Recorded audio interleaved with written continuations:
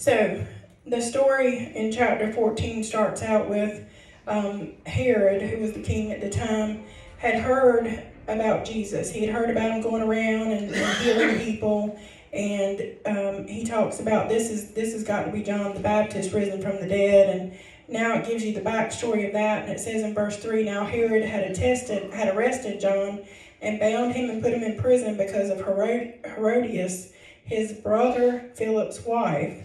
For John had been saying to him, it is not lawful for you to have her. And Herod wanted to kill John, but he was afraid of the people because they had considered John a prophet. First of all, let me just tell you, he wanted John dead because he was speaking the truth to him. He was calling him out in his sin. People are going to not like you if you say things that that offends them.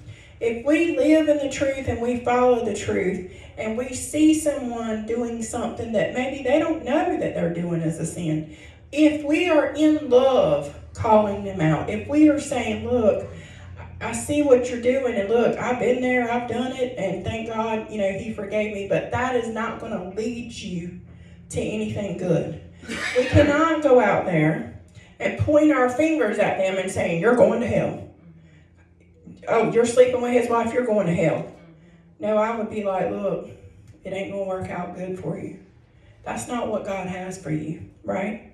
So right to start with, his anger and his fuel for him to kill him was because he was speaking truth to him. So he's done throwing him in prison. And on Herod's birthday, the daughter of Herodias danced for the guest and pleased Herod so much that he promised with her an oath that whatever she asked, prompted by her mother, give me here on a platter the head of John the Baptist. And the king was distressed because of his oaths and dinner guests. He ordered that the request be granted and had John beheaded in the prison. Now what that means is that he had told her, whatever you ask for, I'll give it to you. But he knew that by doing that, it was going to cause an uprising because people considered John the Baptist a prophet. Some of them even thought he was Jesus. He was the Messiah. So he knew it was going to cause an uproar. But that sin, that lust, and that desire to do the things he was doing was greater than his worry about what was right? So we need to be careful because a lot of times we'll be pulled into doing things that we know aren't right. But we're doing feeding our flesh instead of doing what's right by the Spirit. His head was brought in on a platter and given to the girl, who carried it to her mother. And John's disciples came and took his body and buried it. And then they went and told Jesus. Now, like I just said, remember when Elizabeth was pregnant with John the Baptist and Mary came over to talk to her cousin Elizabeth, and he jumped for joy in her belly? And so Jesus, even not born yet, knew that John the Baptist was going to be used for the kingdom, right? So John the Baptist came ahead of Jesus and told people, come, the one that's coming after me is greater than me. And he baptized people in the Jordan. He showed them what that was about. So the disciples go and get his body, and they come and tell Jesus. Now Jesus, when he heard what had happened, he withdrew by boat privately to a solitary place. Now, I can imagine, it doesn't say, but I imagine that his heart, I imagine he wept over this. This was somebody that was not only close to him in flesh, family flesh, but close to him in spirit. And I imagine at this point also, he knew that by the death of John the Baptist, his death was coming not long after, right? He got to kind of foresee the pain and the heartache that was going to come out of this. And so it says that he withdrew by boat privately to grieve this, to go to the Lord and grieve. I'm sure that he was going to pray and ask God how to get through this, right? Imagine whatever it is that you're dealing with in life right now, a hard thing. And all you want to do is just leave the world behind and just go get in a corner somewhere and cry. Maybe you just want to lay down and not get back up. Maybe it's just depressing or anxiety or grief. Maybe you're grieving somebody. Sometimes I want to withdraw because there's some things going on that I just feel like waiting for what I know God's going to do, but in the waiting, I just feel like I can't wait no more sometimes. Or I'm going to run out of time to see it actually come to fruition, and so I'm just kind of getting them feelings, right? So Jesus withdrew from everybody, and he went to a place private to have some time with God by himself. And hearing of this, it says the crowds followed him on foot from towns. See, people were starting to see who Jesus was and what he could do, and they were all just flocking to him, right? And so they start coming in by droves. And when Jesus landed, he took his boat, wherever he was going. He saw the large crowd, and he had compassion on them and healed their sick. Right there, I just thought, wow, Jesus couldn't even have 5 minutes to himself, right? I mean, he had just lost somebody very special to him, like I said, in the flesh and in the spirit, and he had gone to try to get away for a minute, just to have a minute to himself, just to kind of sit in that grief maybe, to cry out to God and just say, what am I going to do? How am I going to process this? Because he was still human, right?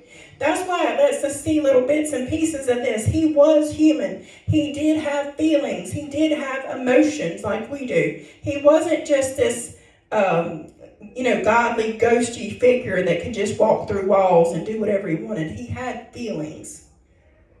God allowed him to have those feelings so that we could relate and say, oh, it's possible for us to be like Jesus. So he had gone to try to have 5 minutes to himself, but these crowds kept coming in and they see him getting off that boat. And it says he had compassion on them and still healed their sick. The first thing this spoke to me was, sometimes I don't feel like dealing with everybody else's problems. Sometimes I just want to sit in mine. Y'all don't know, I talk to a lot of people that never step foot in this church, and I hear a lot of people's problems and things they're dealing with. And sometimes in itself, that can become very overwhelming. I can't imagine Jesus that had thousands upon thousands of people that followed him everywhere he went and wanted something out of him constantly, right? He was human. So it says that this large crowd came and he still had compassion on them and took the time to heal their sick. And the Lord spoke to me and was like, I don't need you to wallow in your own mess. I need you to get up and go do what I've sent you to do. I need you to get up and go serve some people.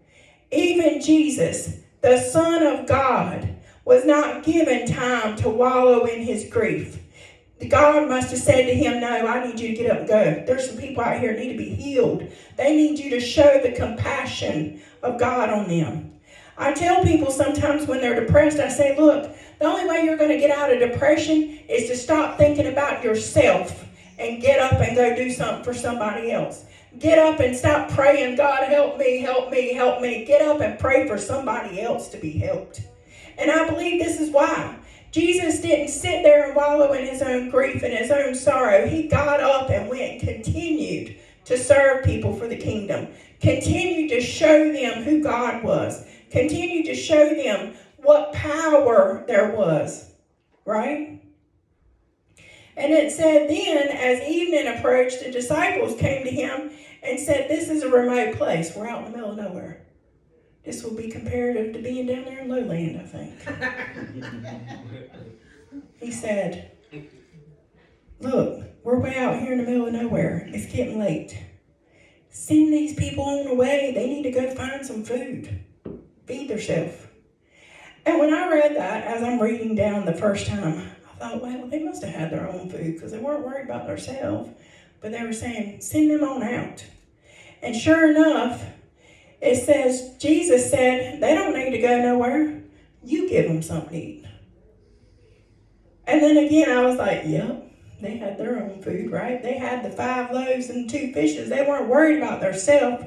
But Jesus said, no, we're not sending them nowhere. I thought about that post where people were like, go down there to that church and go to this church and go down there to DSS and call this one and call that one. No, Jesus didn't tell you to go send somebody else to the next church. He said, you feed them. He said, you give them something because I've already supplied for you. He said, stop telling people to go down the road and find me. I'm sitting right here in what I've already given you. Whether that's food or diapers or a testimony or prayers. He said, no, I've already provided. Give it to them. He said, they don't need to go nowhere else. I sent them to you. People are missing out on blessings. And thank you, Lord, he just gave me. You reap what you sow. You're missing out on blessings because God's sending people to you for different things that don't always have to be about money. That he sent people to you to hear your testimony, to hear what God has done for you, to pray for them because maybe you got the gift of prayer. Maybe you got extra groceries this week. Maybe you got a pair of shoes they need. Maybe you got something, just an ear to hear. He said, no, they ain't got to go nowhere. You give them something. And then they're like, but we don't have but 5 loaves of bread and 2 fish. Back in my younger days, a long time ago, when I was in church, about the whole tithing thing, I would come and I'd be, I had times where I raised my girls by myself with hardly nothing. And I would go to church and they'd be passing a plate around, wanting you to give your 10% to the Lord. And I, like most people,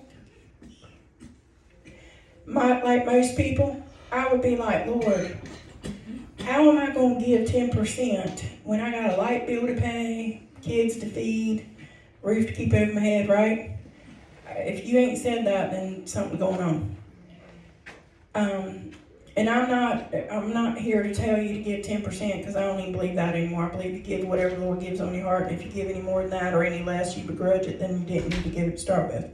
But here's my point. I didn't understand at that time that when I gave God first, he supplied everything behind it. Yes. Let me tell you, me and Philip's been paying tithes for, at least 5 years that we've been together. And we've given an amount every week before I pay anything that takes out. And I don't even recognize it anymore. I don't even realize it anymore. And we've added to it as we've gone along. Because God's blessed him for every little bit you give, he gives you more to give away. Right? So in this story, it's kind of like that. He says, look, the disciples are like, look, we're out here in the middle of nowhere. It's getting late. You need to go ahead and send these people on home. It's getting supper time. And Jesus says, no, they ain't going nowhere. You're going to feed them. And then the disciples, like some of us, would say, but I ain't got very much. The disciples are looking at him like he's done lost his mind because they're like, wait a minute, we only got 5 loaves and 2 fish. How are we going to feed these people? Same thing we've all said at some point. I barely got enough for myself. How am I going to give somebody else some of it? I barely got enough to pay my light bill. How am I going to give somebody else some money? I barely got enough food for supper for us this week. I can't see how I'm going to stretch this. I barely can pray for myself right now. How am I going to pray for somebody else? I got some more. Yeah, thank you, though. But that's what the disciples were saying. They were like, look, we only got 5 loaves of bread and 2 fish. And Jesus says, bring them here to me. And he directed the people to sit down on the grass. And he said, I'm getting ready to show y'all something. He took those 5 loaves and the 2 fish, and he looked up to heaven, and he gave thanks, and he broke the loaves. And then he gave them to the disciples, and the disciples gave it to the people. And they ate and were satisfied. See, most importantly, Jesus said, look, this might be all you have, but when you give thanks for what you got, and you're grateful for what God has blessed you with, and then he broke it. You know what he was doing? He was breaking bread with these people. Just like he did with those 12 disciples at the table.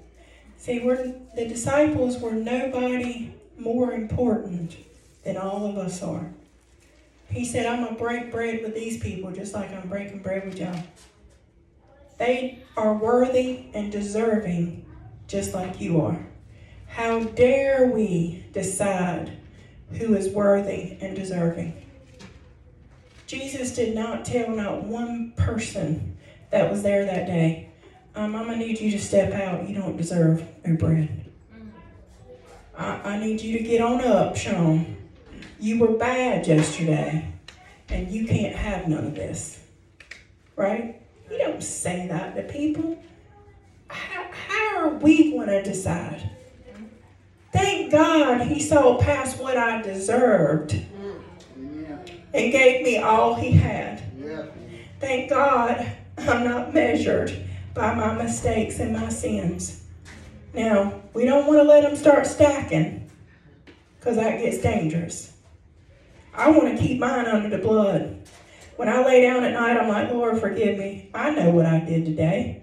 I know when I ran my mouth and I shouldn't have. I know when I've said something I shouldn't have. I know when I didn't do what you wanted me to do. Or I said, Lord, I can't do this today. I got something else to do.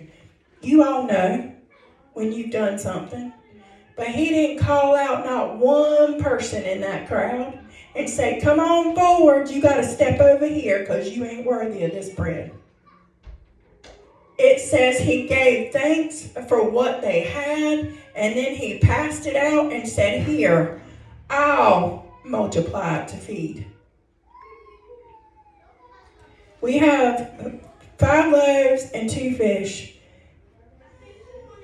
Jesus tells them to sit down, takes it, breaks it, gives thanks for it, gives it to the disciples, and they gave it to the people.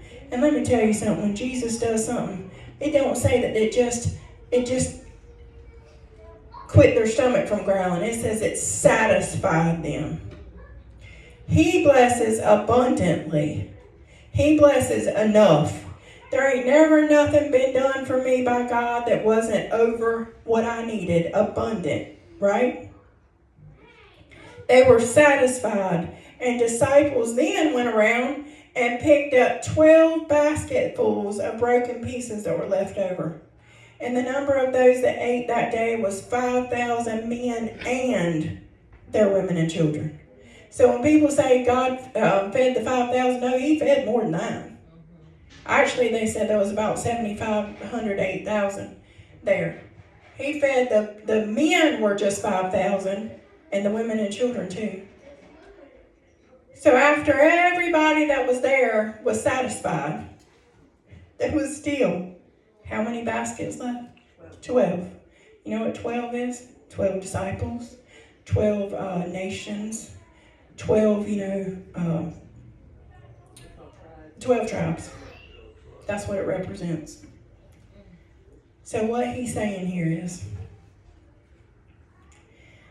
instead of sitting in his grief over John dying and not being able to get up and move past himself, he says to us, and God said this to me last year. If y'all remember, I said this a couple times. God said, put your stuff aside and come do what I've asked you to do.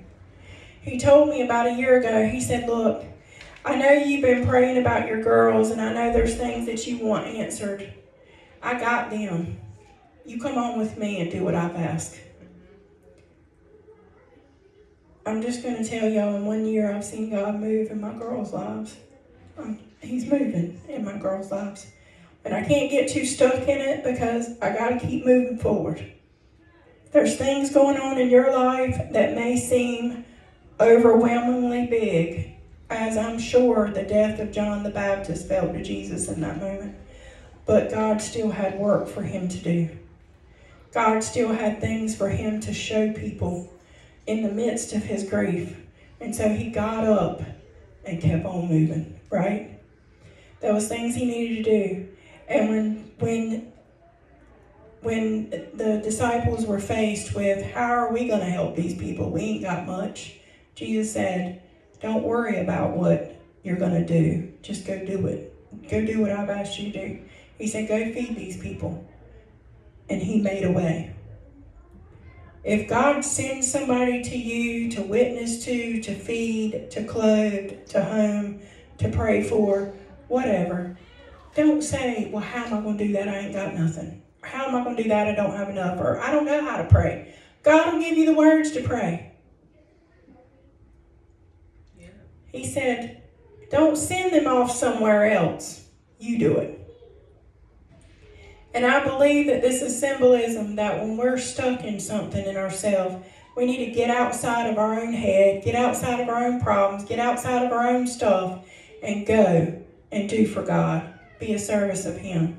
And then not only did He multiply 5 loaves and 2 fish, the 12 disciples that originally said, how are we going to do this? We ain't got very much, left out of there with more than what they came with. And so the other part of my message that I couldn't figure out how God was going to use that, the Bible says, he who sows little will reap little, but he who sows much will reap much. The more we give, the more we do, the more we service, the more we do what God has called us to do, the more He'll give you to do, the more He'll provide for you. They did not walk away without. He provided for each one of their families.